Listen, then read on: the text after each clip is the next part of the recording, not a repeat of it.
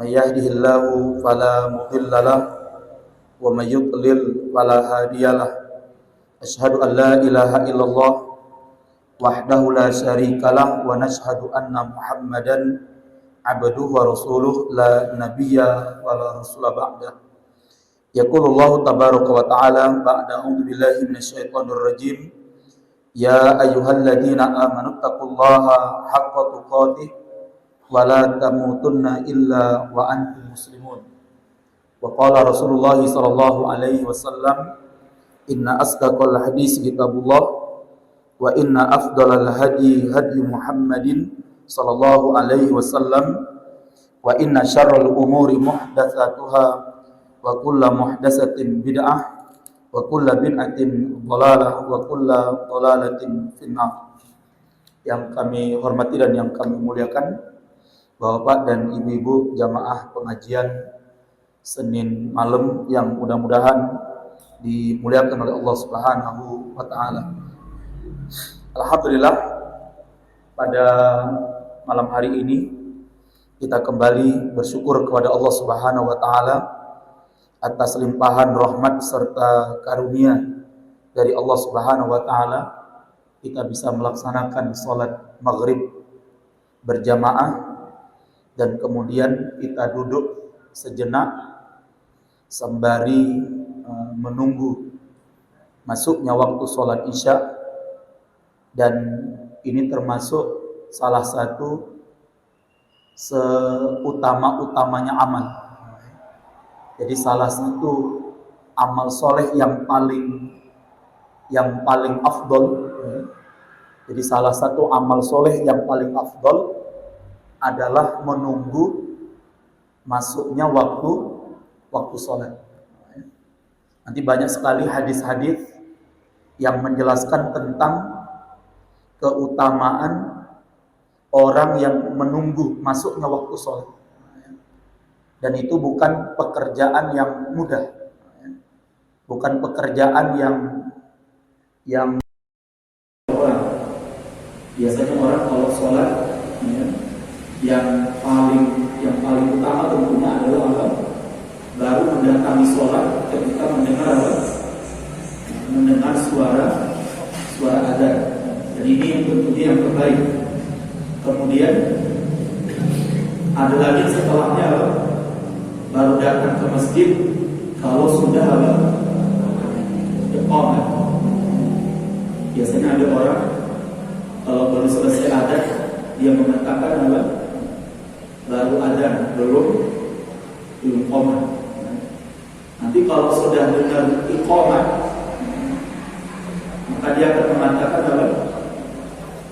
Imamnya belum takbiratul ihram, ya kan? Kalau nanti sudah takbiratul ihram, itu imamnya hafid. Insya Allah bacaannya panjang, ya kan? Sehingga akhirnya dia tidak akan datang ke masjid kecuali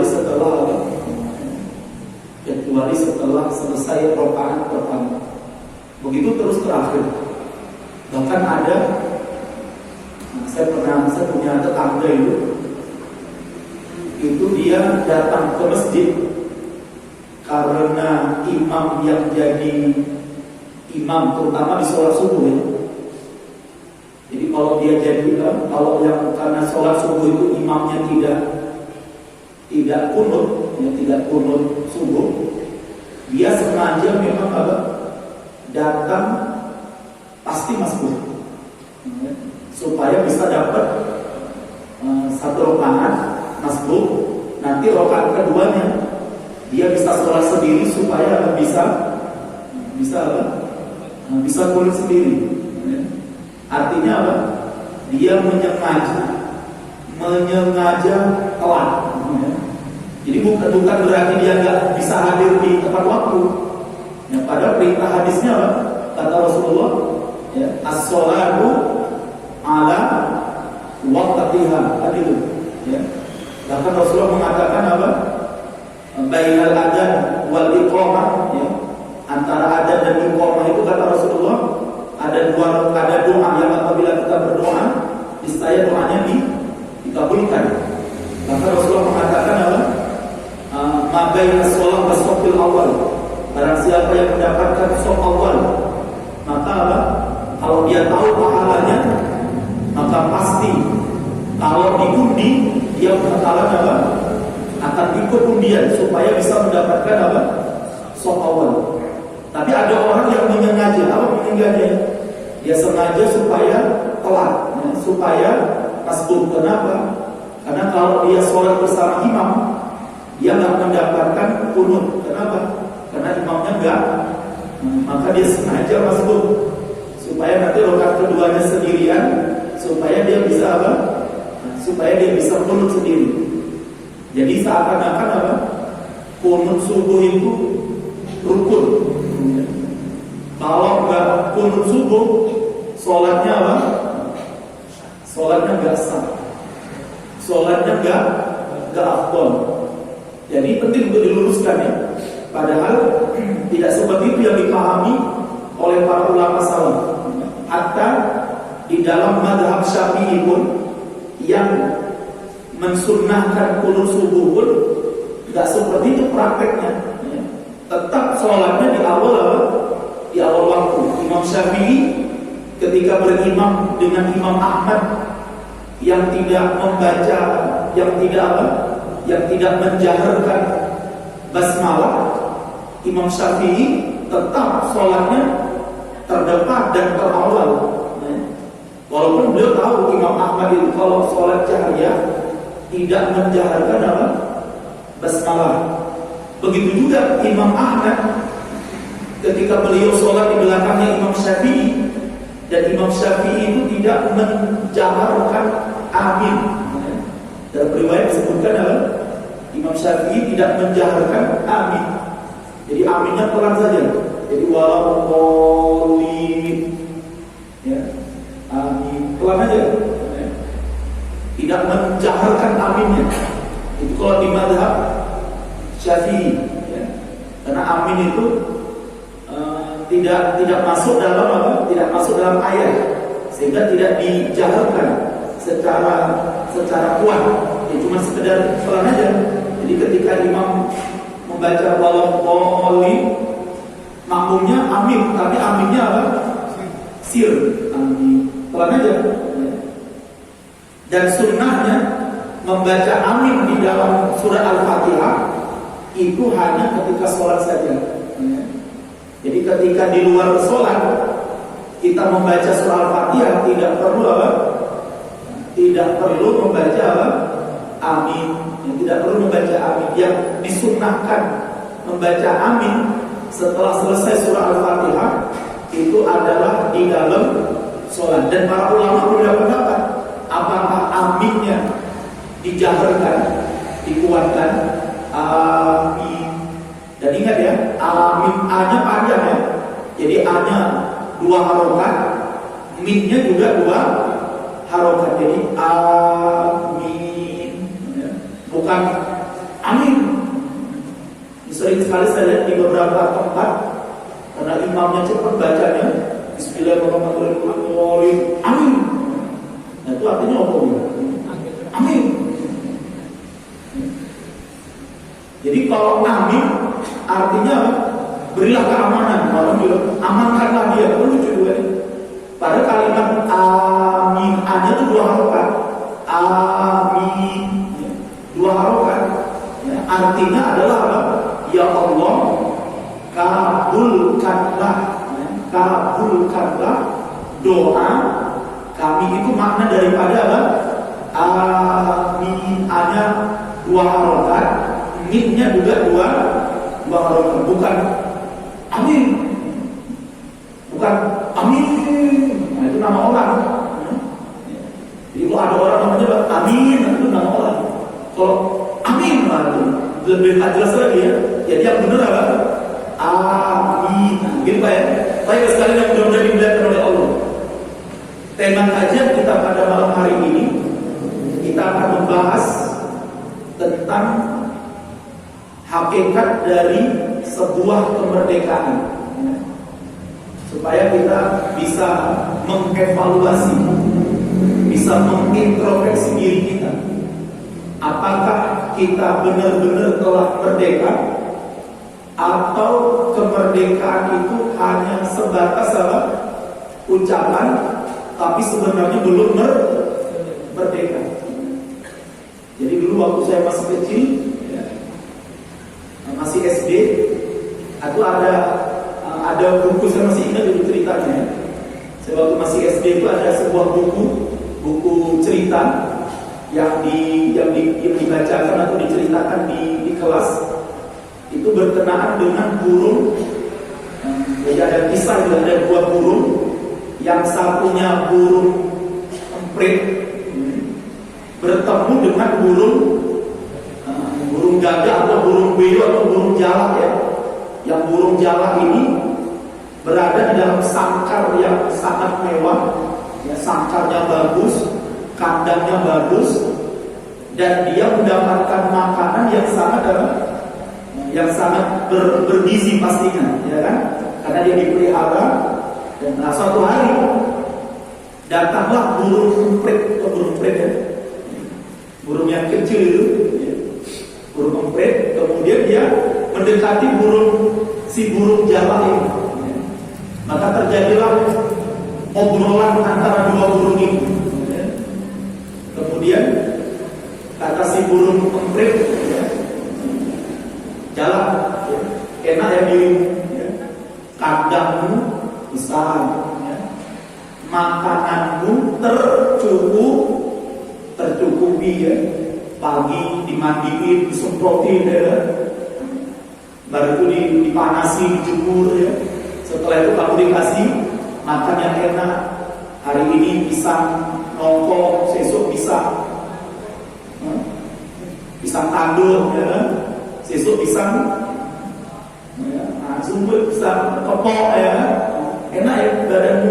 Maka badanmu jadi segar, jadi sehat, ya, kamu terurus, ya.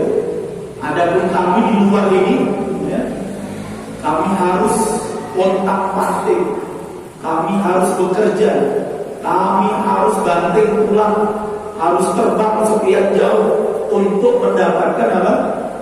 Untuk mendapatkan makanan, untuk mendapatkan rezeki, untuk mendapatkan nafkah. Maka si burung jalak ini kemudian apa? Oh iya, ya, aku enak mau di sini, ya. Aku nggak perlu terbang kemana-mana, badanku sehat, badanku segar, aku terawat, aku terurusi, makanku tercukupi. Kemudian burung jalak bilang sama burung emprit itu, emprit, mau nggak kamu ikut bareng aku di dalam sangkar ini? Maka kata emprit apa? Enggak. Kata si emprit apa? Nggak mau. Loh, kenapa kamu nggak mau? Apalah artinya, ya, matamu bebas memandang makananmu enak, tapi engkau tidak merdeka. Terbangnya pun atas, bawah, kiri, kanan, nyampe, ya. Walaupun mata dia bebas memandang, badannya sehat, makanannya apa? Tercukupi, ya kan? Tapi dia tidak merdeka. Dia hanya bisa muter-muter di situ aja. Adapun aku, kata si emprit, nggak apa-apa, biarlah aku di luar.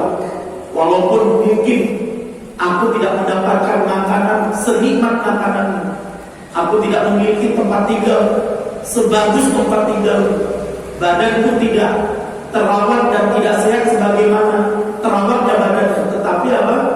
Aku merdeka.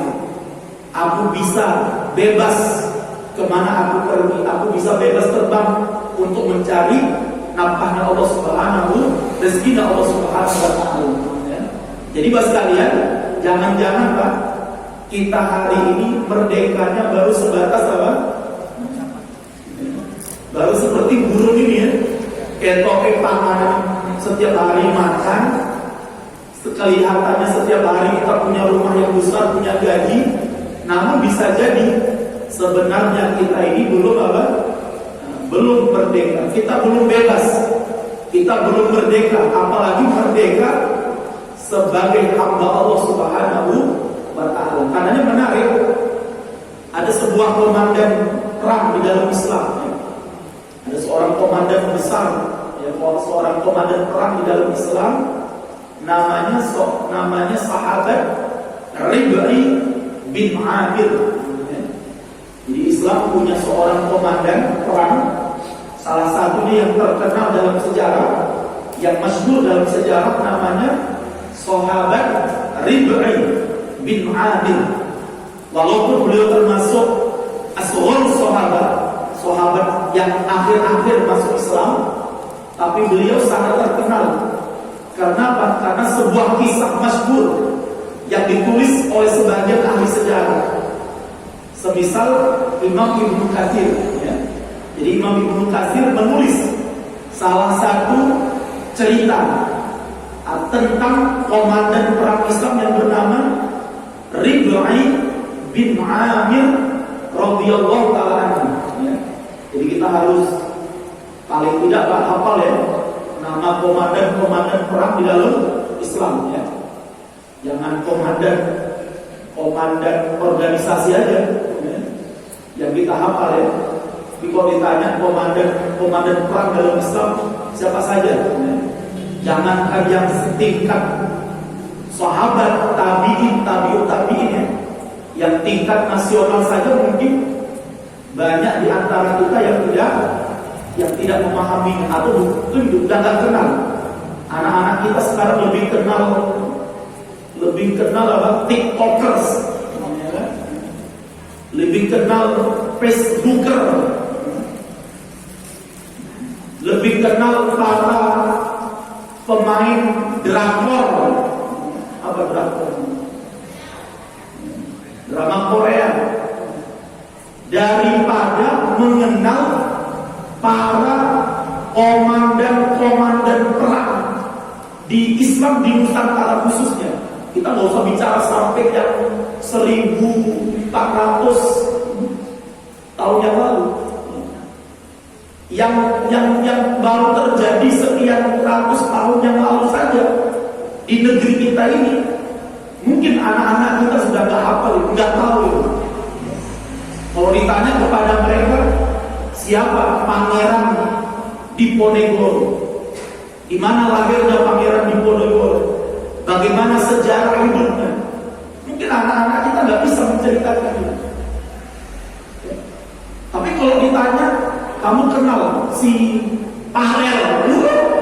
Farel, itu yang kemarin nyanyi Ojo Bandingke.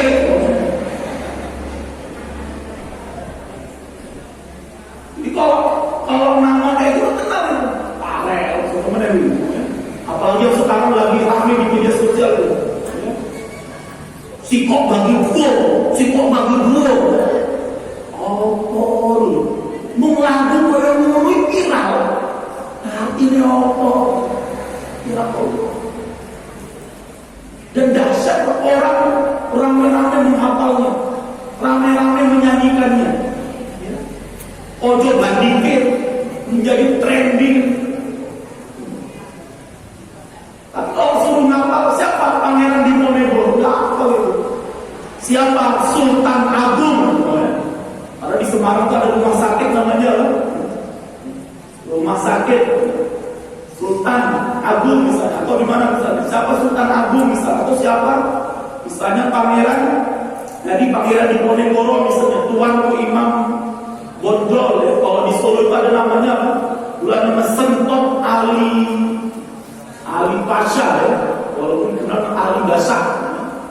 Kemudian ada namanya Kiai Mojo misalnya. Dan masih banyak. Dan banyak di antara itu. Belum lagi mereka kalau ditanya tentang Kunci Idiro, Tengku Umar, Cuk Nyadin. Belum lagi kalau ditanya tentang para sunan-sunan yang ada di Indonesia. Sudah hafal itu mereka. Lah maka sekalian sudah dimuliakan oleh Allah, apalagi komandan perang pada masa dulu. Bahkan kalau diceritakan tentang Jenderal Sudirman,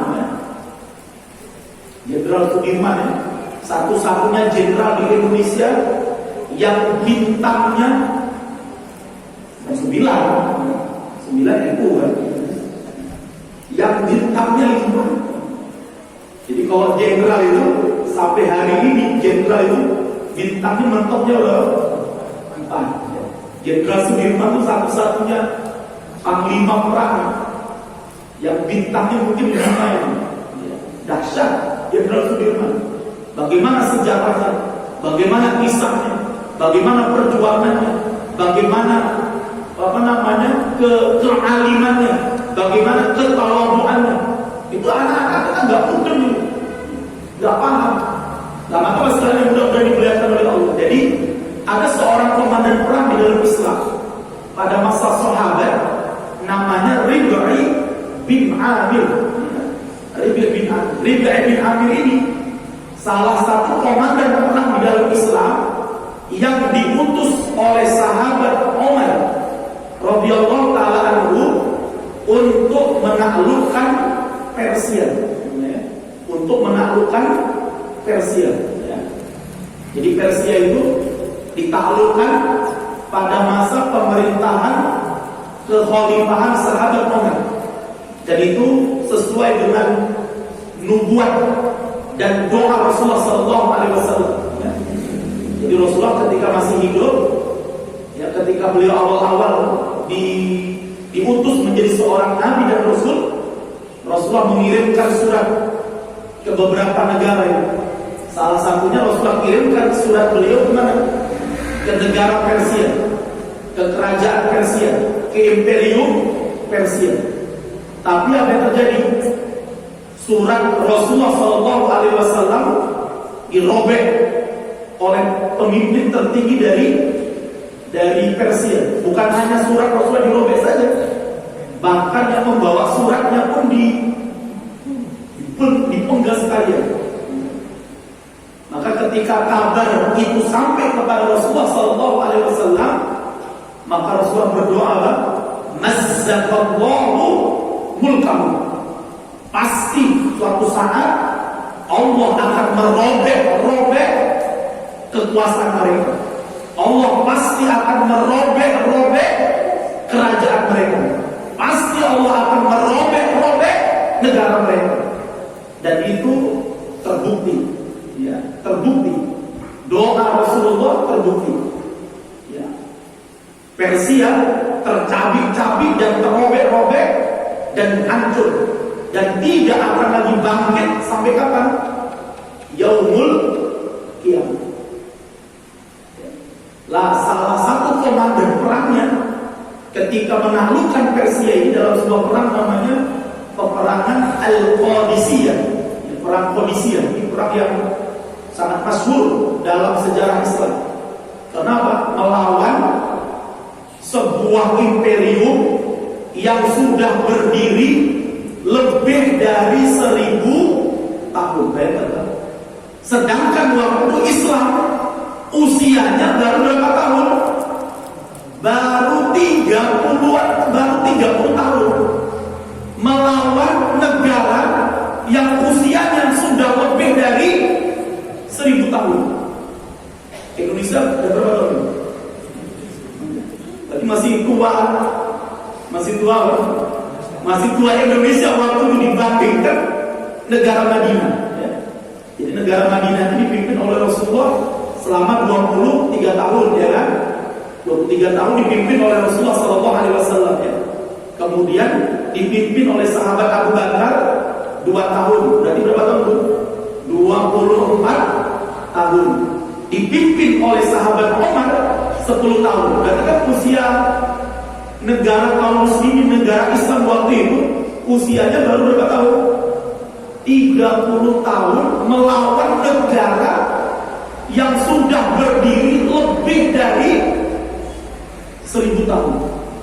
Pastinya mereka lebih banyak pengalamannya, mereka lebih memiliki banyak kekuatan, mereka lebih banyak memiliki persenjataan, mereka lebih memiliki orang-orang yang hebat di dalam peperangan. Namun Islam tidak gentar melawan apa? Persia. Ketika perang belum terjadi, jadi perang ya.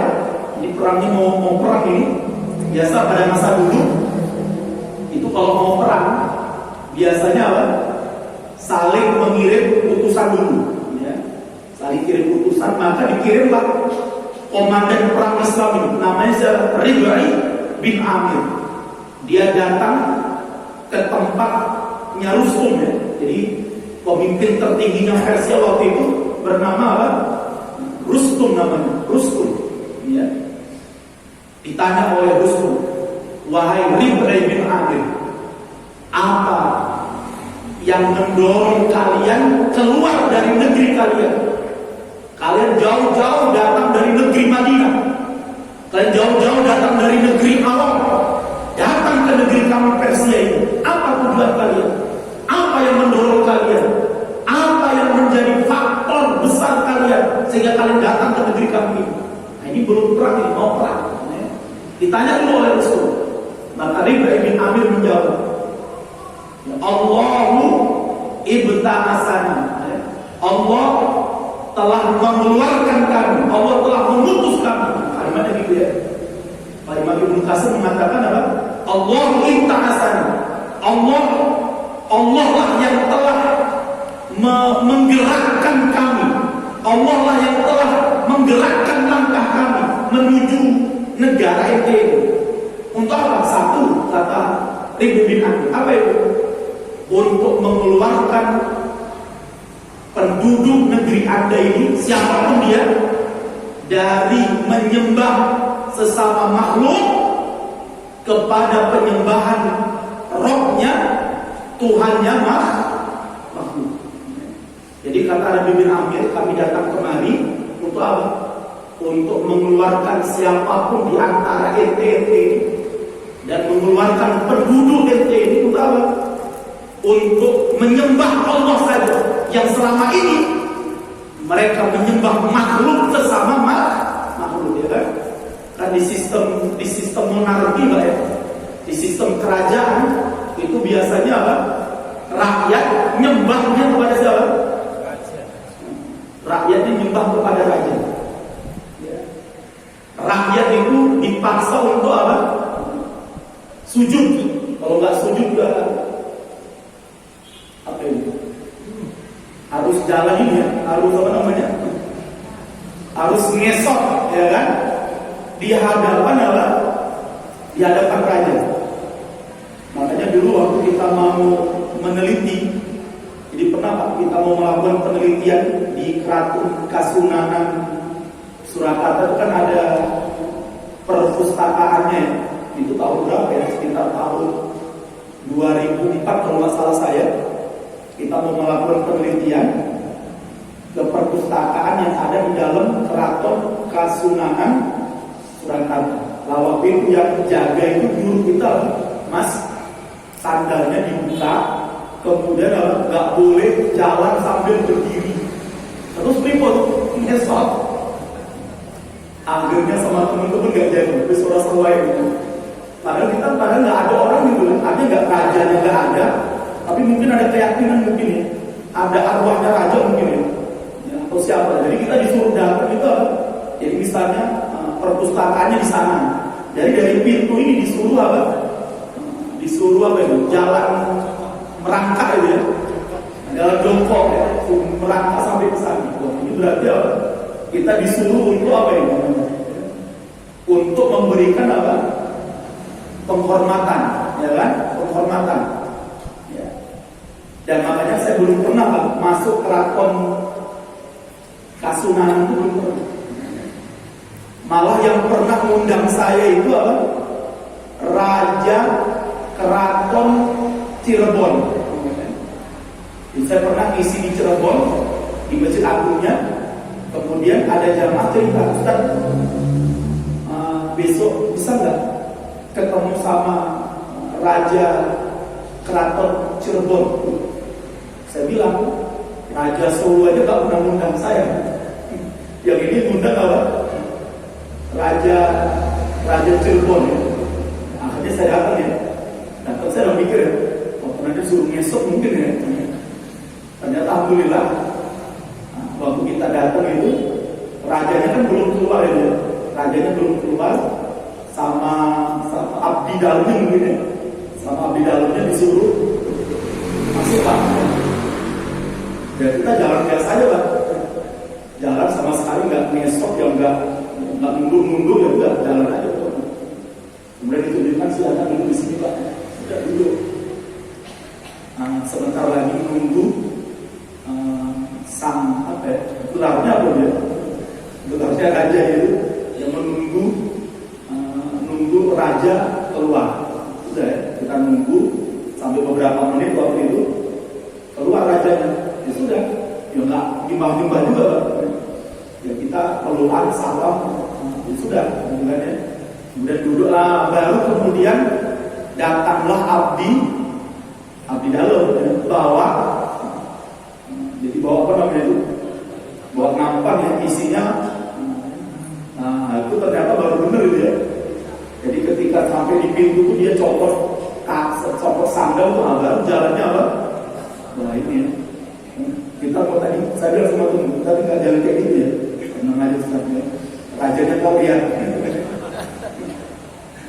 Jadi masalahnya itu sudah terjadi ya. Jadi kalau di dulu ya, apalagi zaman dulu kan, sistem kerajaan dulu, apalagi di Persia, apalagi di Romawi, apalagi di Yunani ya, itu kalau ketemu raja langsung apa?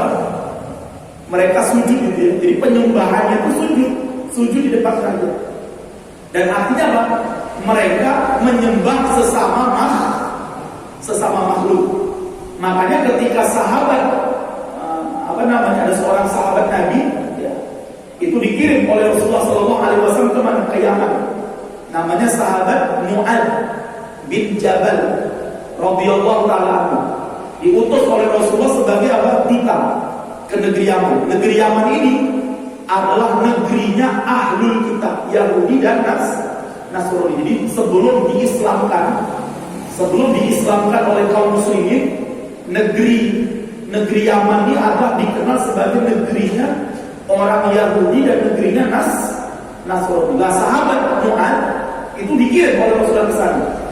Nah, sahabat Mu'ad selama di Yaman dia lihat itu orang-orang Yahudi, orang-orang Nasrani, kalau ketemu rajanya, kalau ketemu pemimpinnya, langsung mereka sujud di depan pembesarnya. Sehingga Mu'ad bin Jabal mengatakan dalam hatinya, baik aku tenang ini. Cara penghormatan yang sangat bagus, dan beliau berkeinginan nanti kalau saya kesempatan pulang ke Madinah, maka saya akan memperlakukan Nabi SAW dengan perbuatan yang sama sebagaimana dilakukan oleh Yahudi dan Nasrani. Nah, suatu hari sahabat Mu'ad pulang ke kota Madinah. Ketika ketemu Rasulullah SAW, langsung sahabat Mu'ad ngapain? Langsung sujud, dosa gitu ya. Langsung sujud di depan Rasulullah SAW. Langsung diingatkan oleh Rasulullah, kamu apa ini? Tiba-tiba datang langsung sujud. Jadi kalau ada orang sujud di kaki kita, ya jangan dibiarkan, malah terus cium-cium sekel gue namanya dengan dosa itu, dosa. Langsung ingatkan, tarik dia, naik dia berdiri ya. Langsung Rasulullah mengatakan, Mu'ad, apa nanti? Maka Mu'ad bilang sama Rasulullah, ya Rasulullah, aku ingin memperlakukan engkau sebagaimana orang Yahudi dan Nasrani ketika ketemu pembesar-pembesar mereka, ketemu petinggi-petinggi mereka, ketemu penguasa-penguasa mereka, ketemu pemimpin-pemimpin mereka. Cara normalnya sujud di depan mereka. Maka Rasulullah mengatakan, kalaulah boleh seseorang itu sujud kepada seseorang, pastilah kata Rasulullah, akan aku perintahkan seorang istri sujud di depan suaminya. Karena besarnya hak suami atas istri. Tapi kata Rasulullah, tidak boleh seseorang sujud di depan seseorang. Jadi penting sekali. Jadi di dalam sistem monarki pada masa dulu, raja itu dianggap sebagai apa? Tuhan. Seluruh titah raja itu kebenaran. Siapa yang melawan raja, pateni, habisi. Maka mereka mengeluh-elukan rajanya sebagaimana Tuhan. Maka mereka anggap lalu dewa macam-macam. Lah maka pas kalian udah belajar oleh Allah.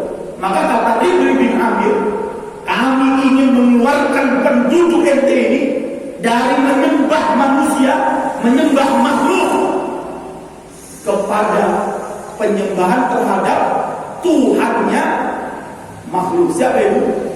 Allah Subhanahu wa ta'ala. Jadi Pak, merdeka yang hakiki, merdeka yang sesungguhnya yang pertama itu terbebasnya kita dari kekafiran dan kemusyrikan.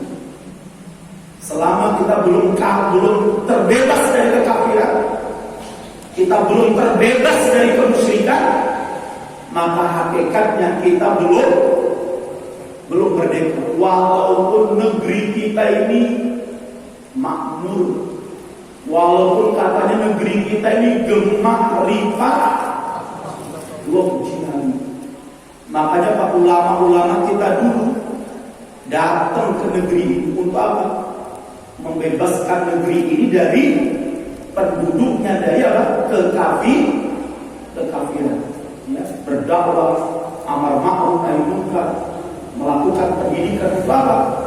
Terbebasnya rakyat Nusantara ini dari kekafiran. Dan itu kemerdekaan Pak yang hakiki dia kemerdekaan.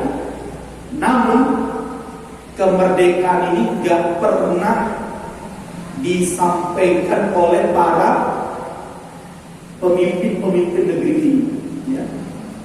Jadi sebenarnya Pak, yang memerdekakan negeri ini itu adalah para ulama-ulama kita.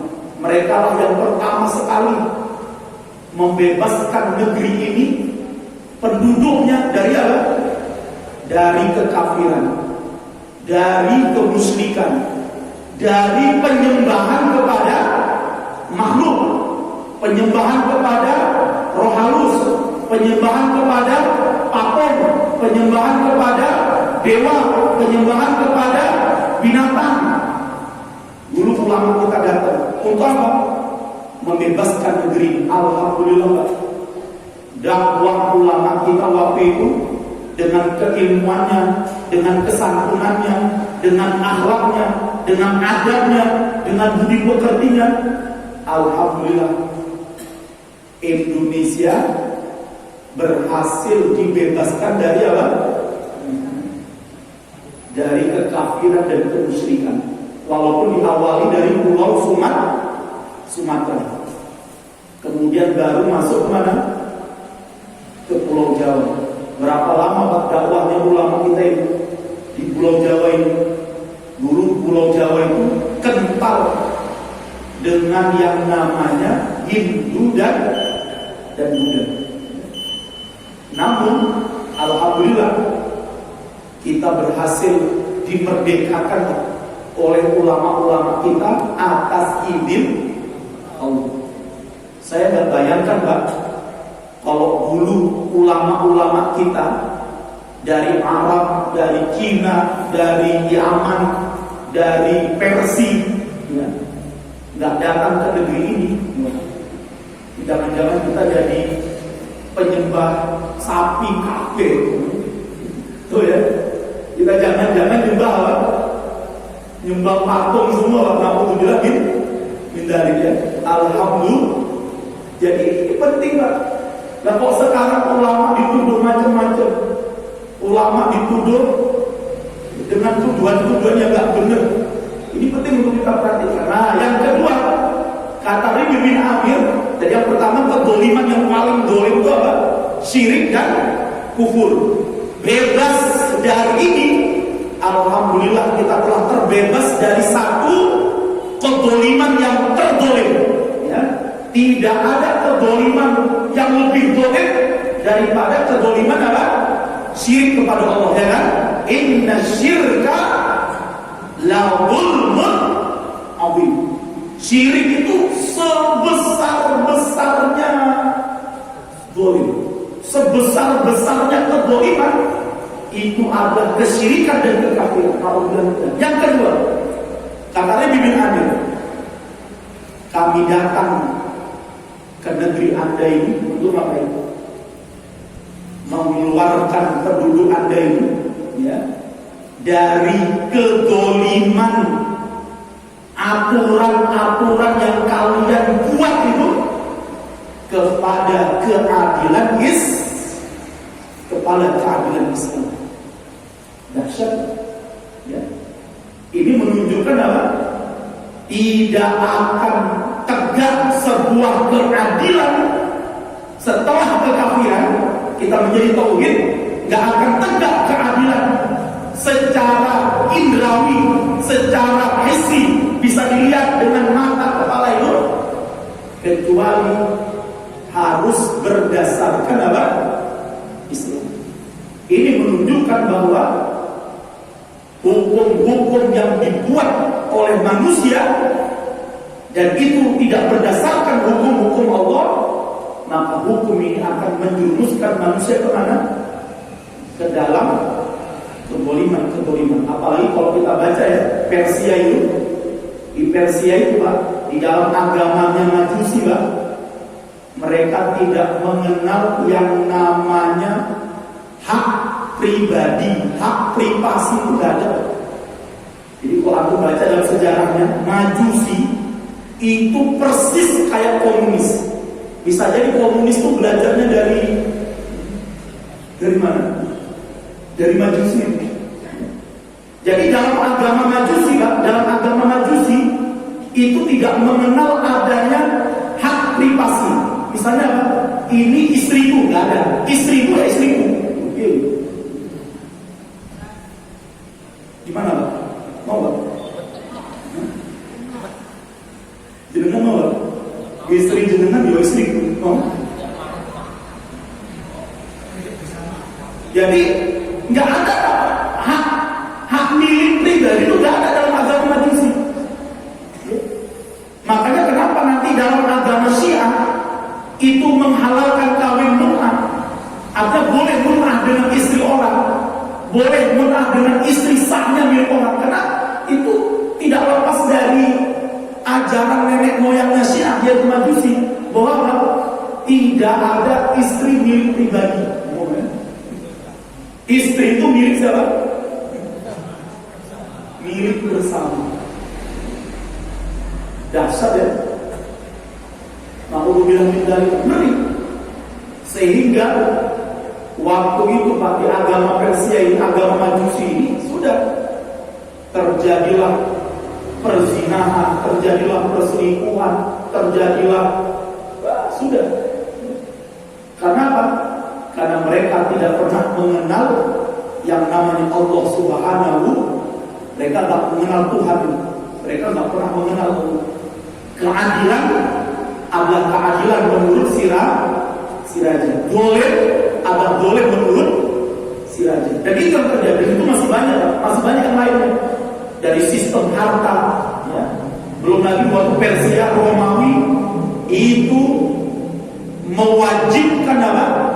Yang namanya pajak itu yang sangat mencekik rakyat. Maka datanglah Islam yang hanya mewajibkan zakat itu berapa persen? 2,5%. Maka kalau ada sebuah jamaah pengajian kok mewajibkan sedekah 10% dari jamaahnya, jelas ini menyelisihi syariat. Sedekah itu nggak boleh Pak ditentukan. Sedekah itu yang menentukan pribadi orang yang bersedekah. Saya siap bersedekah setiap bulannya, insya Allah ke Masjid Nur Jamil 1 juta. Sudah, itu hadiah.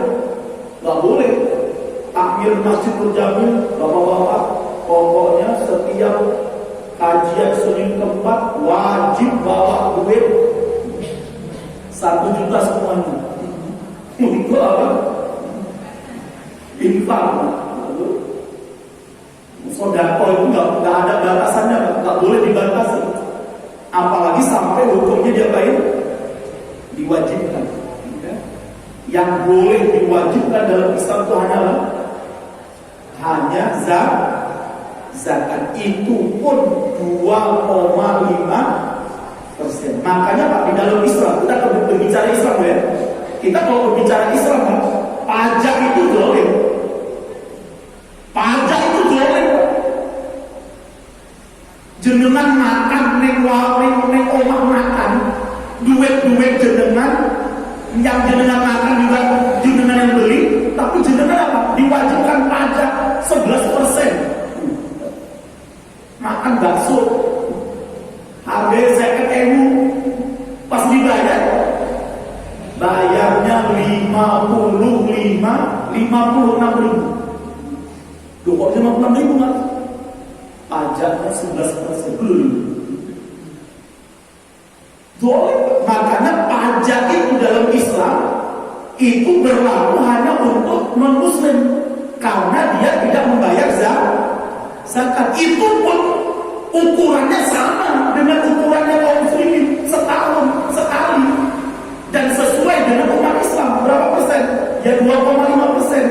2,5% itu kalau didirhamkan itu berapa? Dihitung itu nilainya nggak boleh jauh dari muslim. Jadi non muslim bayar pajak, Islam yang bayar zakat. Karena kalau mereka diwajibkan zakat, nggak boleh non muslim pun zakat. Nah, di mana mereka punya zakat? Tidak ada hartanya mereka di zakat, maka mereka bayar pajak. Nah sekarang kita kita bicara hukum Islam ya, kita nggak bicara hukum nasional. Nah, terus gimana Ustaz? Sekarang kita secara hukum nasional kita diwajibkan bayar pajak, ya terpaksa. Kalau jenengan nggak bayar pajak ya sepot jantung, diuber-uber ya kan? Jenengan nggak mau bayar pajak motor ya? Enggak, pajak itu boleh, wis duit boleh, ditolong gimana? Kalau sih megang pajak duitnya di korupsi macam-macam kan?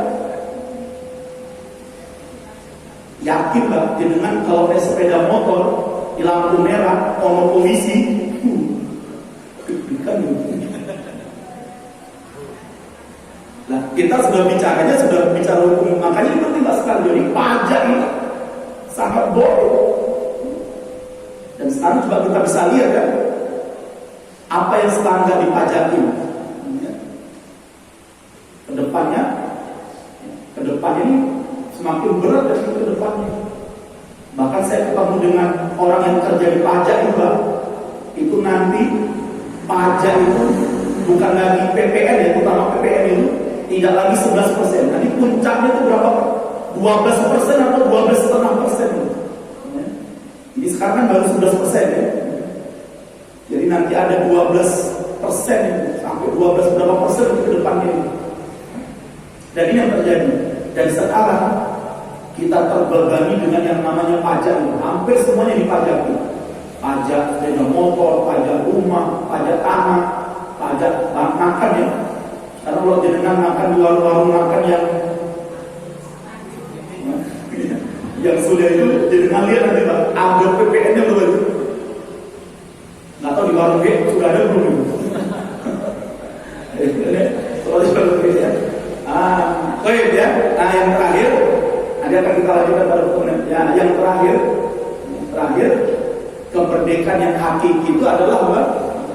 Kata Ridwan bin Amir, kami akan membawa kalian dari sempitnya dunia kemana? Ke luasnya negeri akhir. Artinya apa? Merdeka yang hakiki adalah mereka yang selamat dari nerakanya Allah di mana? Di akhir. Dan itu hanya dengan jalan Islam. Kalau tidak dengan jalan Islam, walaupun jenengan sugih pangkatnya Wow, jenengan punya anak buah, jenengan punya bisnis, tapi jenengan kafir, jenengan tidak beriman kepada Allah. Ketahuilah itu belum merdeka. Merdeka kita itulah nanti, ya. Manjuhiza animal wa udkhilal jannah faqad faz, kata Allah. Siapa yang Allah bebaskan dari neraka kemudian dimasukkan ke dalam surga, itulah orang yang benar-benar merdeka. Baru boleh Pak nanti naik surga teriak merdeka.